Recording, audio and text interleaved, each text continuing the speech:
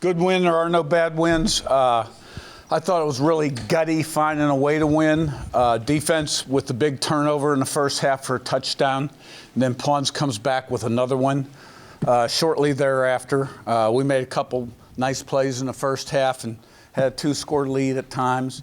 But we weren't playing very well. We just weren't executing. And quarterback's got a few plays that he'll learn from. It wasn't that there weren't things there. They did change their tendencies on us quite a bit. They went from a man coverage team to a zone team. So at some point in the game, you almost like throw out 50% of the game plan and just start shooting them from the hip. And that's what the second half opened with the interception. So it was tight. We respond with a nice drive and a score. That was the point. I think one of those drives we had 3 runs for third down conversions. And then it became more about sometimes you just got to throw that game plan out. Like, okay, what works against this, right? And but it still comes down to the guys up front and the running back, Justice Ellison, 29 carries. The line did a great job up front.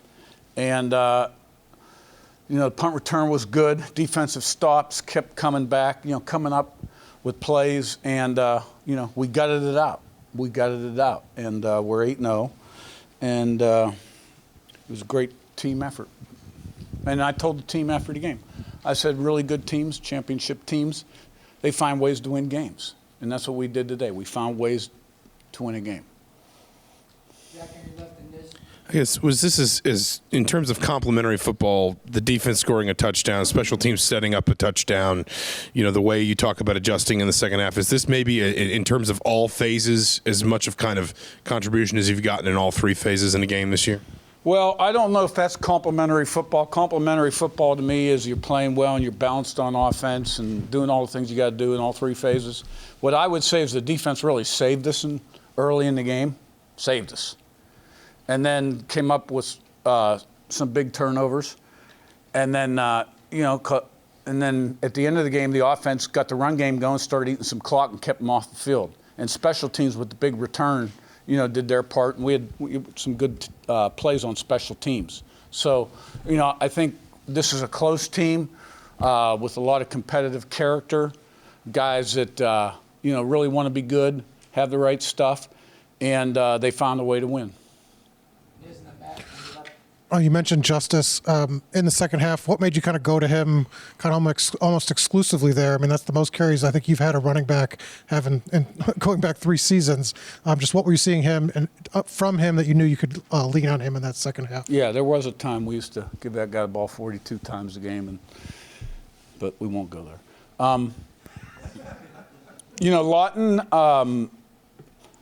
had a little tweak and didn't feel like he was 100%. And Justin had the hot hand. We had Kalon take a few carries too. But I thought he was terrific. Allison. Matt, on your left attack. Coach, obviously Taven got the start today. Some good throws, some good plays, but obviously a little bit of inconsistency. Just your thoughts on, I know you've watched the film yet, but just your kind of first blush thoughts on how he played. Yeah, I mean, like you said, he made some good plays. He left as many plays out there. And it's just doing what your coach should do, reading your key, or, don't forget to send the motion, those kind of things. Tied in front of Rick.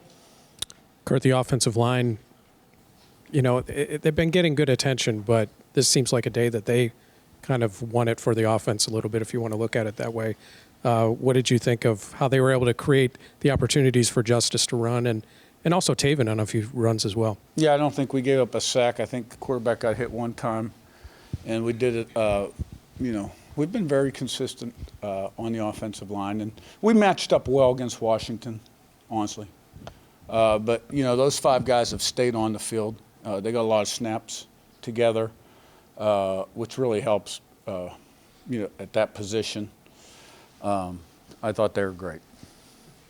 Yeah, that 14-play, 75-yard drive in the third quarter gave you the 2-score lead and a little bit of a breathing room, I guess. What changed during that drive that enabled you guys to be able to consistently move the ball?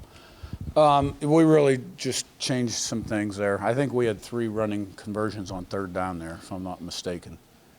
And we played football differently and ate a lot of clock, and probably caught him off guard on a few of those third downs when we ran the ball. Same thing you left and set. Coach D'Angelo Pons, obviously a freshman All-American last year, but what makes him so good? The instinctual play on the screen for the pick six, and then just his athleticism on that second interception. You know, he's got good talent, but he's got competitive character. You know, he's a competitor, and he wants to be great. And, you know, he's got day in, day out consistency. You know, he does the things that help him improve on a daily basis. And, like, that's his goal. He wants to be the best football player he can be. And he loves the process and everything that goes into that. And he's intelligent. And and he comes from an area down there in Miami where, you know, those guys growing up, high school, you know, a lot of pride down there in South Florida about being a baller. You know what I mean? And he's a baller. Seth on your left and Zach B. Yeah, Curt, I know you got a little upset with Miles Price for letting that one punt drop in, and then obviously he broke off the big return right after that. Just, I guess, you know, how much of a spark plug is he, and how big of a moment is that to really help put the game away? Yeah, I told him that between the negative 20-yard return and the big return, they came out to 0 net yards. No, that punt return was a huge play in the second half. And we had some good blocks, and he hit the hole. And, you know, we made some timely plays in the second half. And special teams played a big role. Zach B front right, then Pete. You talk about D'Angelo Pons and his season last year. That comes with expectations. What have you seen from him that have been able to handle those expectations, and how have you seen him handle himself off the field for such a young player? Yeah, I mean, he's a good player, and he wanted to step up and play against, you know, competition at the highest level, like all the other ones did. And, you know, he's showed that he's more than capable. Pete back left and Bradley. Curt up here. What makes this O-line so special? You've addressed it a little bit, but what really makes them special? You know, Bob does a great job coaching them. They're all real tough, hard-nosed kind of guys. And they function well together. And Bob keeps it simple. And, you know, we don't have missed assignments, things of that nature. And they're tough guys. They're tough guys. Jeff row 2, and then we'll wrap with Daniel. Yeah, Coach, just big picture. You guys are 8-0. You haven't trailed all year. You know, how well are you guys playing? How good of a season is this turning into? I mean, you are what your record says you are, you know. Believe me, we're going to put that tape on. It ain't going to be real pretty a lot of times on offense. And it won't be on defense either. There'll be a lot of mistakes out there. So, you know, but we're not off to a bad start, I guess.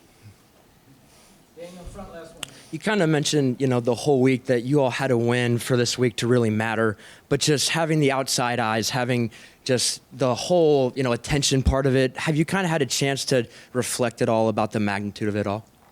Well, you know, game day came, and we talked to the team briefly about it on Monday, and really didn't dwell on it after that. And I dealt with it a little bit after the walkthrough yesterday evening with the team for about 15 seconds. And because, you know, that's a great thing to have at your university, the exposure and all that stuff. But it's real easy for your team to kind of like lose their focus on like what they're there for, right? And have just seen it happen, I mean, over and over and over. And we overcame it, and we won. So it was a good day.